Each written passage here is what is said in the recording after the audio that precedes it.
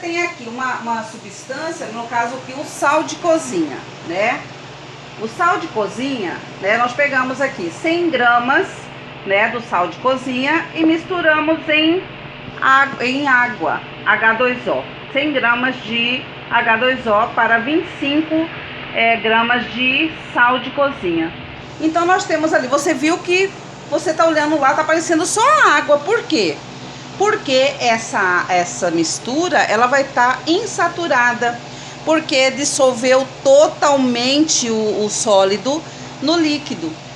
Já aqui nesse caso, nós vamos colocar 50 gramas de sal de cozinha para 100 gramas de água.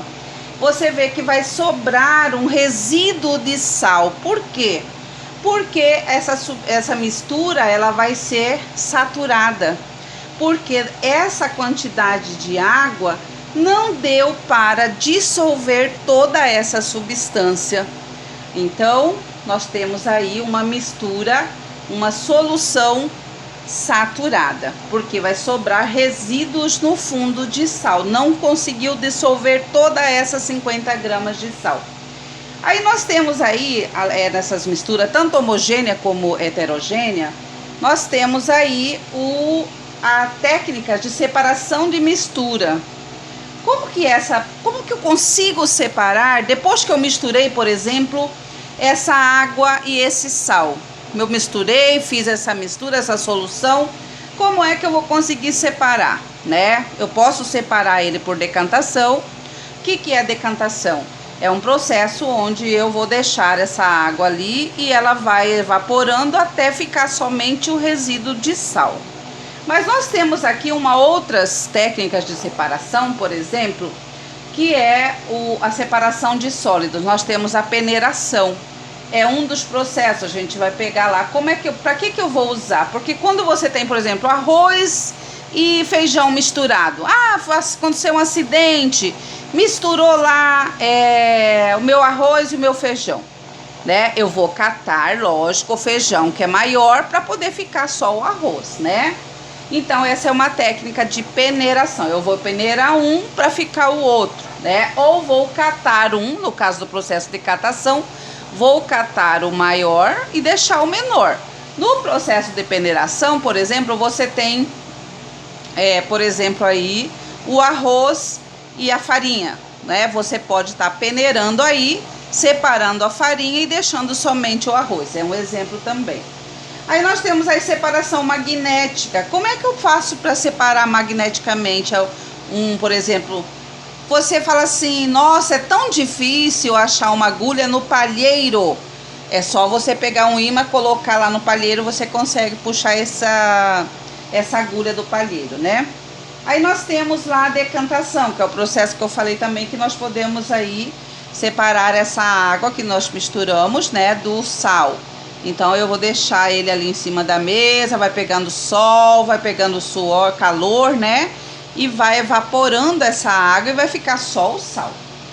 Esse processo é muito utilizado para separar a água do mar. Então nós temos ali outro processo, é a filtração. A filtração, nós podemos usar aí o coador, né? A gente faz o café. Você vai pegar o pó de café, vai colocar numa água quente e vai fazer o quê? Vai colocar no coador e vai fazer a filtração e vai sobrar somente o café. O pó vai ficar lá retido no filtro. Outro processo de filtração, filtro de barro. Você vai colocar a água lá, vai ficar o sólido em cima e vai sair pela torneira somente os sólidos. E o processo de destilação, como é que acontece? A destilação é um processo, ela pode acontecer de uma forma simples ou de uma forma fracionada. No caso aqui da simples, nós temos aí o exemplo do suco, né? Eu vou pegar um suco lá de uva, por exemplo, vou colocar vou ferver ele todinho, né?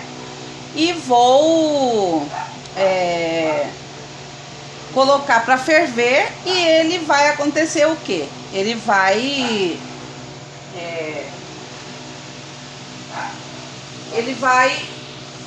olha só o processo aqui. Então eu tenho o destilador simples, né? Que é nós temos um termômetro lá, olha só o termômetro, o balão de destilação.